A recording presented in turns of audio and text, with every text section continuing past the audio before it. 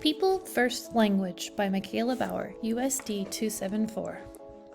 The difference between the right and almost right word is the difference between lightning and lightning bug. Mark Twain. So some general facts, and then we're going to talk about what is a disability, people first language, the power of labels, some examples, and then finally references.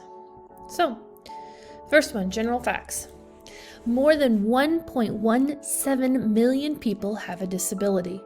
Most people with disabilities live a normal life. They go to school, get married, have a job, and eventually have children. There is a 1 in 5 chance you know someone with a disability. So, what is a disability? The definition: a disability descriptor is a simple medical diagnosis which may become a socio-political passport to services or legal status. Ultimately, this label will help or hinder people for their future to become, depending on where they are. People First Language. So, People First Language puts the person before the disability and describes what a person has, not what a person is. So, 1. People First Language. Disability descriptors should only be used in services such as IFSP, IEP, and ISP meetings. 2. A medical diagnosis. This should have no place with friends, family, community, or any other place in a relaxed setting. 3. Use a positive and accurate descriptor that portrays the person, him or her, as a wonderful, valuable, and respected person. Learn to speak about abilities before disabilities, or find a way that a disability is positive. 5. We are not our disabilities, we are always people first. Be mindful that how we phrase our words can affect the attitudes and actions of the world. So some final tips to sum these up. 1. Emphasize the ability, not the limitation. 2. Do not use language that suggests the lack of something. We never want to show what we are incapable of doing. 3. Emphasize the need for accessibility, not the disability. And finally, number 4. Do not use offensive language.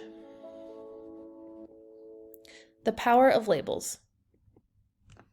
What is a label? Words are powerful. In the past, labels hindered someone with a disability, creating a world where they lived in a negative stereotype. Labels became the invisible but potent force, not the diagnosis itself. It's the greatest obstacle facing individuals with conditions called disability.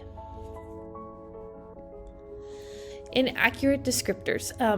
Originally, disabilities had this more of a negative term. Now it's more the term handicap we look at to be as an archaic term. Now it's used to describe parking spaces, hotel rooms, restrooms, etc. These things ultimately giving full access to people with mobility needs. The idea is not to pity those who are different, but to accept them. So let's continue on with some examples. Remember, a disability descriptor is simply a medical diagnosis. So here's some great examples. Number 1, the handicapped or disabled. We would want to change that to people with disabilities. 2, he's mentally retarded. We should really say has a cognitive disability or diagnosis. 3, she's autistic. She has autism. He's Downs. He has Down syndrome. She's learning disabled. She has a learning disability. He's crippled. He has a physical disability. He's confined to a wheelchair. He uses wheelchair or mobility. She's a SPED kid. She receives special education. Remember, we want the person to be first, not the disability. And in conclusion, here are my references. Thank you.